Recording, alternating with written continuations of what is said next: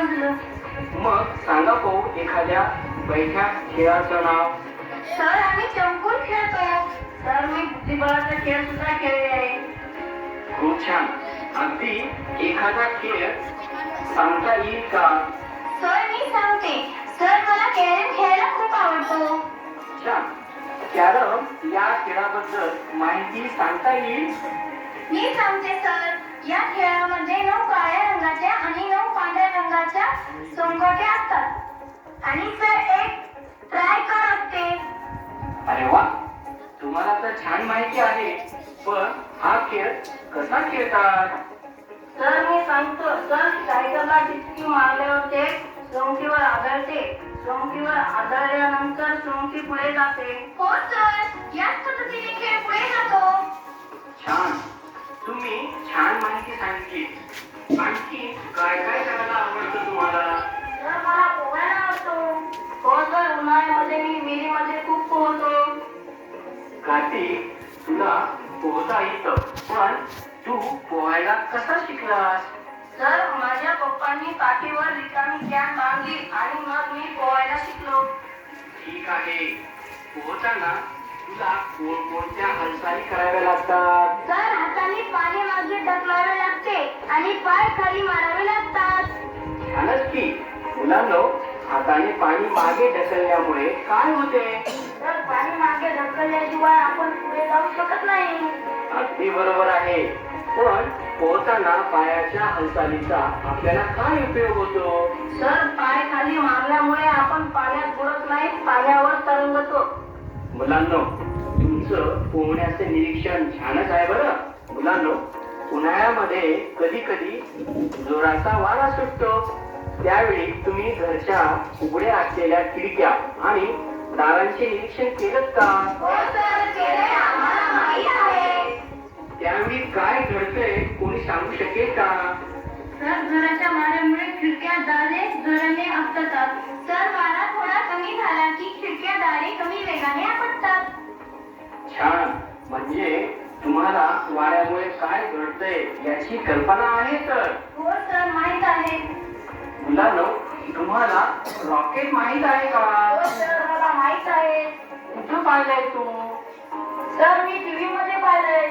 काय पाहिलंस ते सांगू शकशील? हो सर, ते रॉकेट आकाशात जाताना प्रचंड दूर दिसला होता. हो मी पण पाहिले. ते रॉकेट खूप वेगाने जात होते. हो सर, काही सेकंदातच ते खूप उंच गेलं बरं. अगदी बरोबर सांगितलं. पण सर क्रिकेट, कॅरम, पोहणे, खिडक्या, दारे आपटणे, रॉकेट हे सगळं का विचारताय? मुलांनो, या सर्व घटनामागील कारण तुम्हाला माहित आहे का? या घटना घडण्यामागे पण काही कारण आहे का? हो, निश्चितच आहे. या सर्व घटनामागे एकच कारण आहे. मग आम्हाला पण सांगा ना सर. नाही, यावेळी तुम्ही याचे कारण शोधायचा प्रयत्न करा. आम्ही कसा प्रयत्न करणार सर? त्यासाठी आपण आजचा प्रयोग करूया. हो सर, करूया. चला तर मग बोलूया आजच्या प्रयोगाकडे. चालेल तुम्हाला?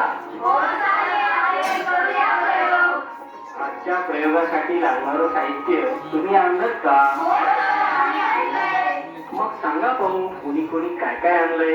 सर मी 5 रुपयाची बॉल आणली आहे. सर मी 30 सेंटीमीटरच्या 2 स्केल आणले आहेत. सर आपल्या शाळेत सन्मानित असलेला टेबल आहे. खूप छान.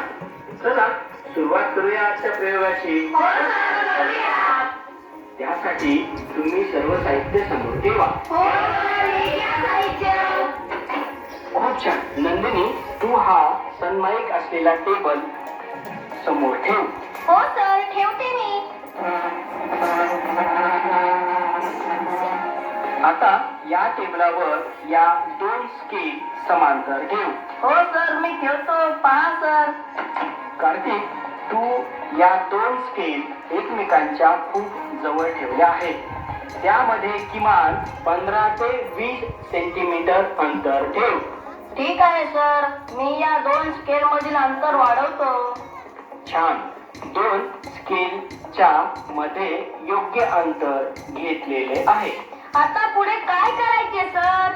आदर्श, तू ही 5 रुपयांची 5 नाणी स्केलच्या मधोमध ठेव. हो सर, मी ठेवतो.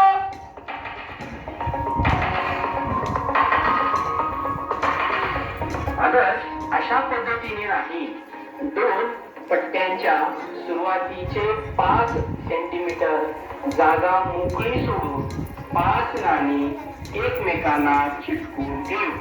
हो सर, ठेवतो. आदर्श आता पट्टीच्या सुरुवातीस 6वे नाणे ठेव.